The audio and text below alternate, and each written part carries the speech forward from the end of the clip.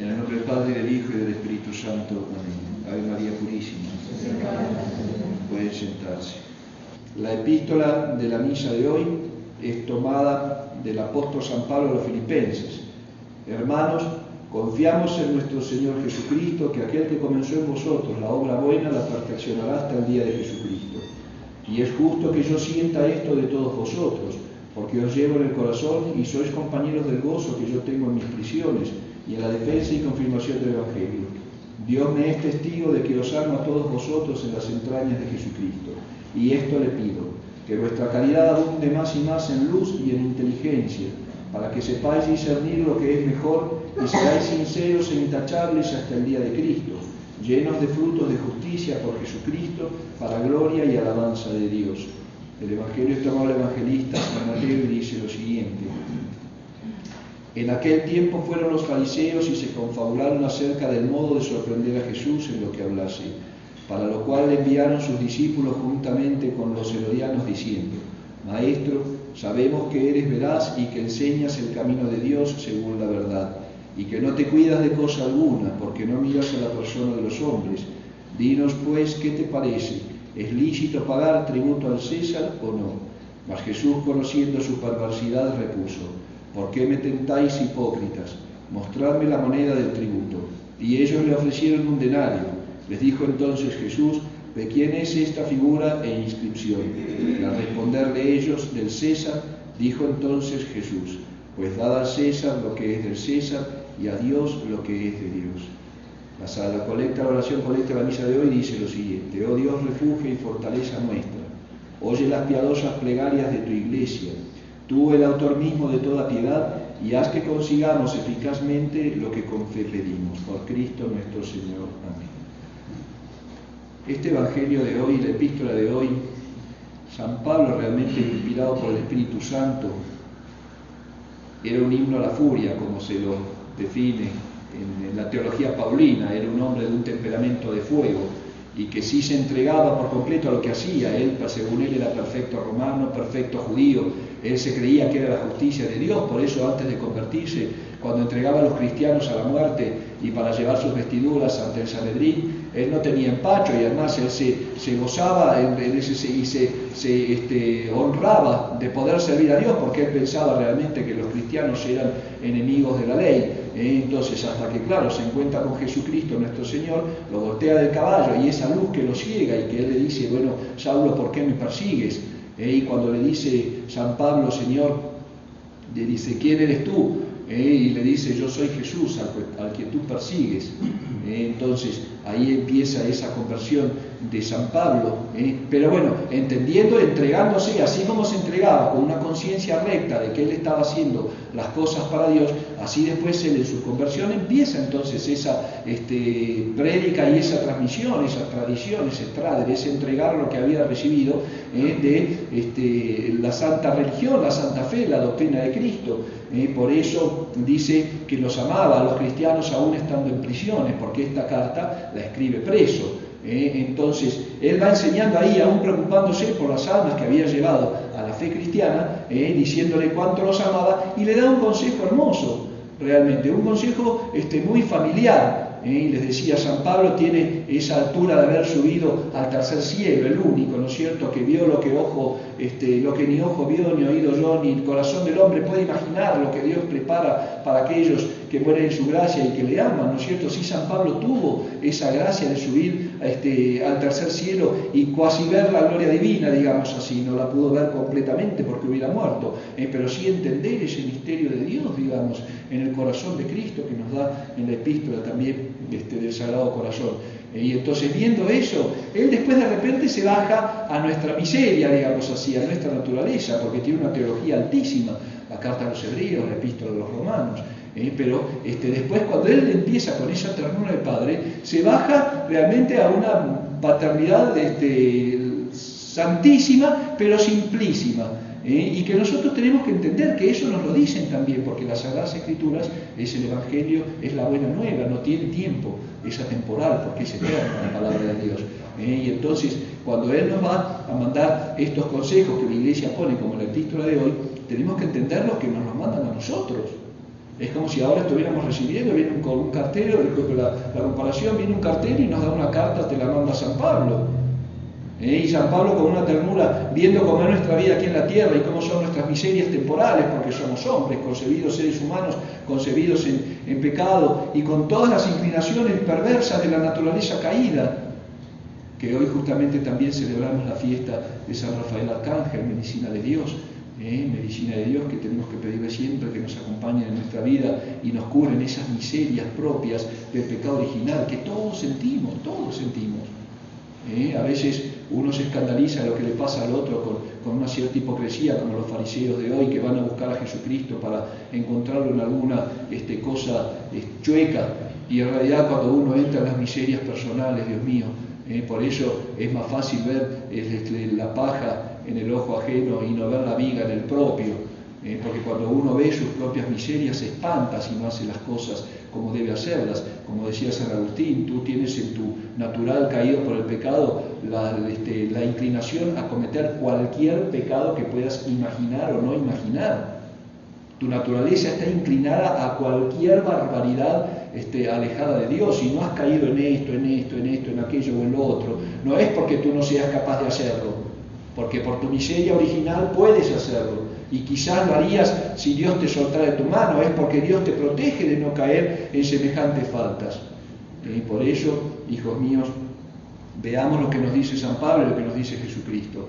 Hoy cuando lo vienen a tentar es muy claro, y él le dice, a ver, mostrame la moneda del tributo, y hay una imagen del César. Entonces ahí se dale al César lo que es del César. Las cuestiones temporales tienes que dárselas al poder temporal, porque estás en esta tierra. Las cuestiones divinas se las tienes que dar a Dios, darle al César lo que es del César y a Dios lo que es de Dios, y que no puede haber contradicción en ese principio temporal. Por eso Dios viene a perfeccionar la naturaleza humana para llevarla al cielo y crear en esta tierra lo que se llamó la cristiandad, donde decía su Santidad Pío XII en la Edad Media que la tierra era un fiel reflejo del cielo, porque las naciones, los reinos católicos se gobernaban por la filosofía del Evangelio, porque eran católicos.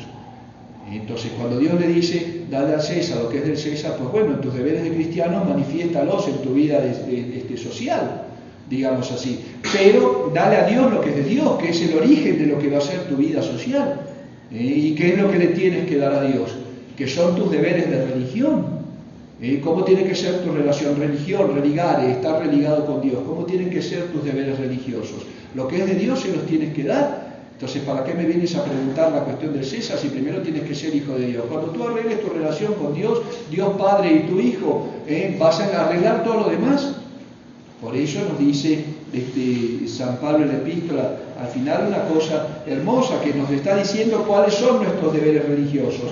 Y dice lo siguiente, y esto le pide San Pablo a Jesucristo por nosotros. Dice, primero que vuestra caridad abunde más y más en luz y en inteligencia. Es decir, primero lo que nos empieza a ser cristiano, que es la fe, la caridad, la esperanza y la caridad.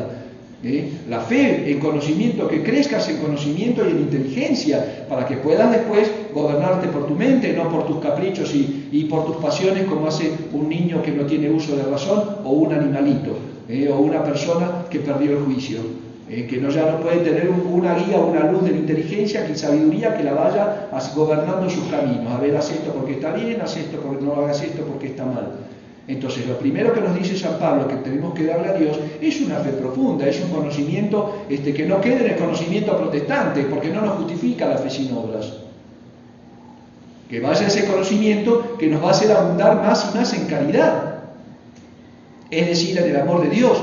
Y por supuesto que después el amor de Dios lo manifestamos en el prójimo, porque somos seres sociales y estamos viviendo todo el día rodeados de nuestros hermanos los hombres, digamos así. Sea la familia, sea en la calle, sea en la escuela, sea en el trabajo. Ahí tenemos que nosotros también manifestar esa obra de perfección a la cual fuimos llamados, porque el conocimiento de Dios con la caridad es el fin por el que fuimos creados. La gloria de Dios, que nos va a decir también ahora al final, dice, para que seas sincero, para saber discernir qué es lo mejor, y seáis sinceros e intachables hasta el día de Cristo. El día de Cristo se refiere o a la parucía del Señor, si estamos vivos, o al día que te mueras. El día de Cristo va a ser cuando cierres los ojos de esta vida y tengas que abrirlos en el juicio del Señor. Cuando ya nos encontremos a Jesucristo juez, y tengamos que sostenerla, a ver quién sostiene la mirada ante Jesucristo juez. Como dice la imitación de Cristo, a ver qué vas a decirle a nuestro Señor por todo, cómo vas a justificar todo el mal que has hecho. ¿Para qué? Dice San Pablo, para que llenos de frutos de justicia, es decir, buenas obras, pureza de vida. Estos son nuestros deberes religiosos: crecimiento de la fe, abundancia de la caridad, el amor de Dios sobre todas las cosas, que después se va a extender en la vida personal, porque voy a buscar salvarme, y en la vida de relación con el prójimo, para ayudarlos también a su salvación. Y dice, ¿por qué? Para alabanza y gloria de Dios. Que ese es el fin del hombre. Es el fin del hombre, para la gloria de Dios, conocer, amar y servir a Dios en este mundo, y así salvar el alma. Por eso San Ignacio Loyola, cuando funda su congregación de la Compañía de Jesús, él dice justamente su lema: para la mayor gloria de Dios. Si nosotros entendemos eso alguna vez que nos entre, que les pido por favor, si no están tan distraídos y disipados en la semana, vayan reflexionando algunas de estas cositas en sus días. No se olviden, no hagamos como dice San Pablo, cuando escuchamos la palabra de Dios, como el que se mira en el espejo y se da vuelta. Y fíjense esa comparación de San Pablo, es cierto. ¿Quién de nosotros o quién de ustedes, cuando uno va, se peina, se mira en el espejo, se encuentra hermoso, como siempre, porque así es el amor propio, yo soy el mejor de todos, uno se da vuelta y ya ni se acuerda de lo que miró? Pues no hagamos que eso con la palabra de Dios. Entonces esta semana traten de reflexionar en eso. Cuando uno entiende que fuimos creados para la gloria de Dios, como fueron creadas las flores, como fueron creados los animales, como fueron creados los astros. Todo el universo fue creado para su gloria. Él no lo hizo por nosotros, lo hizo por Jesucristo en su gloria, porque es el Verbo encarnado, es el mismo Dios. Toda la naturaleza, toda la creación fue sacada de la nada para Él. Él la sacó para su gozo, porque no necesita nada. ¿Entienden? Ahora entonces mi persona, nada más que a uno los hizo minerales, a otros los hizo vegetales, a otros los hizo animales, y parece a otros ángeles, porque por ahí parece que ya no hay hombre, que hay puras bestias, pero no, habemos almas que queremos encontrar a Dios nuestro Señor, y a esas almas las hizo racionales al ser humano, en esa forma distinta de existencia, digamos así, pero aún el irracional, el que no tiene razón, el de vida vegetativa, el de vida animal, el ángel, todos fuimos creados para la gloria de Dios, para un conjunto, para la obra del universo, que es la obra de Dios, de su amor profundo, para que lo conozcamos. Por eso, hijos míos, cuando uno entiende que yo soy creado nada más que para la gloria de Dios, todo lo que busque hacer en mi vida, en mi deber de religión, de religarme con Dios, tiene que ser para eso. Cuando voy a cocinar, tengo que cocinar para la gloria de Dios. Cuando voy a estudiar, tengo que estudiar para la gloria de Dios. Cuando voy a trabajar, cuando voy a cantar, cuando voy a dormir, todo tiene que ser para la gloria de Dios. Entonces vamos a ordenar nuestras acciones para esa gloria. Y ahí están los mandamientos. No hagas esto, no hagas aquello, porque te desvías de ese camino. Te desvías del camino de la gloria del Señor. Entonces cuando tú mientes, cuando matas, cuando fornicas, cuando cometes actos impuros, cuando deseas a la mujer del prójimo, cuando robas, cuando no tomas el santo nombre de Dios en vano, no santificas las fiestas, etc. Todo eso me va alejando del fin por el que fui creado, que es la gloria de Dios. Por eso, hijos míos, vamos a abundar en fe y en inteligencia, y esos son nuestros deberes religiosos, y en pureza de vida. ¿Por qué? Porque la fe sin obras es cosa muerta, y las obras sin fe también son cosa muerta. Si yo creo y no obro, ¿de qué me sirve mi fe? Es un objeto de condenaciones. Yo les digo siempre, en el infierno hay malos católicos que murieron en pecado mortal y tenían la fe. Si la fe no justifica, condena, así de simple. Y muchas almas naturalmente buenas, que hacen obras buenas, pero que no tienen la fe, no sirve para nada, porque la hacen en un modo humano. Por ello, hijos míos, el que ama a Dios sobre todas las cosas y el que tiene una fe profunda e inquebrantable necesariamente va a llevar una vida pura. En todo sentido, no solamente en la pureza carnal, digamos así. Una vida pura tratando de corregir sus defectos, de practicar la paciencia, de ser prudente, de ser mortificado, etcétera, ¿no es cierto? De practicar todas las virtudes cristianas. Por eso la pureza de vida es el fruto de un amor. No es que voy a ser bueno para después amar a Dios, porque es mentira, porque el hombre naturalmente está inclinado al pecado. Después del pecado original, viendo el bien que quiero, hago el mal que no quiero, dice San Pablo. Me explico, naturalmente somos malos, mentira que somos buenos. Nos hace buenos la gracia, digamos así, la inhabitación divina en nuestra alma. Cuando estamos en gracia nos hace agradables a Dios, pero cuando estamos en pecado mortal somos dignos de condenación eterna. Cuando estamos en pecado mortal, libremente, porque uno elige el pecado. Bienaventurado el varón que pudiendo pecar no pecó y que pudiendo hacer el mal no lo hizo, dice la Sagrada Escritura y la dicen los confesores. Cuando uno elige el pecado mortal, estoy en estado de condenación. Lo único que me separa del infierno es la vida, que Dios la corta cuando quiere. Por ello, hijos míos, no nos hagamos sordos a la voz de Dios y les pido esta semana, vayan viendo ustedes en sus vidas qué tengo que mejorar, qué defectos tengo que corregir, qué pecados tengo que arrancar, qué virtudes en mi alma tengo que plantar, porque ese es el fin del hombre. Eso es darle a Dios lo que es de Dios. Eso es darle a Dios lo que es de Dios. ¿Qué le vamos a dar sino lo que es realmente trascendente y eterno, que es el fruto de nuestras obras? Piensen siempre eso. A ver, yo fui creado para la gloria de Dios. Estoy cumpliendo el fin primordial por el que fui creado, sacado de la nada, pensado en la mente divina, permitir la concepción, la infusión del alma, venir a este mundo. Estoy cumpliendo el fin para el que fui llamado. Si no, bueno, corrijamos camino, hijos míos, estamos vivos. Y ahora más que nunca, porque como decía la epístola, creo que el domingo pasado, los tiempos son malos, hijos, Los tiempos son malos. Yo les digo la verdad, uno en la apreciación personal, ustedes me conocen, mientras no me digan como le decían los judíos a los profetas de malas nuevas, de malas noticias, y le pedía al pueblo judío que les mintieran. Miente, no, dinos que las cosas van a estar bien, que todo va a estar lindo. No. Como decía mi padre cuando éramos chicos y nos quejábamos de algo, no te quejes, hijito, que ya vendrán tiempos peores. Realmente estamos entrando en un embudo, digamos así, de la situación del mundo. La venida de Cristo se siente en el aire como la presencia del demonio. Por eso los tiempos son malos, pero bueno, tenemos la fe, vamos a abundar en caridad, como dice San Pablo, y en eso vamos a transmitirlo a nuestras obras. Pero para eso entren en sus corazones. Reflexionen durante sus días, 5 minutos, 10 minutos, piensen cómo estoy viviendo, qué estoy haciendo, qué tengo que hacer por Cristo, qué hice por Cristo, qué hago por Cristo, como dice San Ignacio en sus retiros. No vivamos nada más en las mañanas, como decía, como el animal que nace, crece, come, se reproduce y muere. De esa historia que de la tierra sale y en la tierra queda. Somos seres con razón dentro de todo ese orden de la creación. Dios nos hizo a nosotros con la razón para conocerlo a Él, no para conocer el pecado. Por eso pidámosle a la Santísima Virgen María, la primera religiosa de Dios, la Virgen fiel, Virgo Fidelis, que nos llene de fe informada por la caridad, y que nos haga realmente amadores de Dios. Porque si ustedes aman a Dios, todo, yo les digo siempre, es una cuestión de amor. El que ama, donde hay amor no hay fatiga, dice San Agustín. Y no solamente se busca agradar a la persona amada, se busca también no desagradar. Pues eso es lo que tenemos que hacer con Dios, agradarlo con nuestras obras y no desagradarlo, es decir, hacer lo que Dios quiere y no hacer lo que Dios no quiere. Y así vamos a darle a Dios lo que es de Él, todo.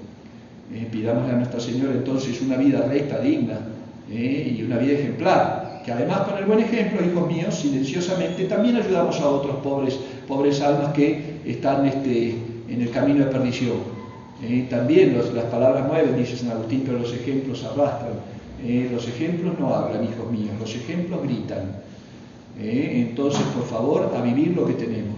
Vamos a llenarnos de Dios nuestro Señor para dar a Dios lo que es de Él. Y así también ayudarlo en su obra de salvación de las almas, para que después de haber llevado la cruz de cada día con santa resignación cristiana, si no podemos con alegría, podamos ser, después de atravesar el mar tormentoso de esta vida, ser recibidos en ese banquete eterno que Jesucristo tiene preparado para aquellos que le aman. Ave María Purísima, en el nombre del Padre, y del Hijo, y del Espíritu Santo. Amén.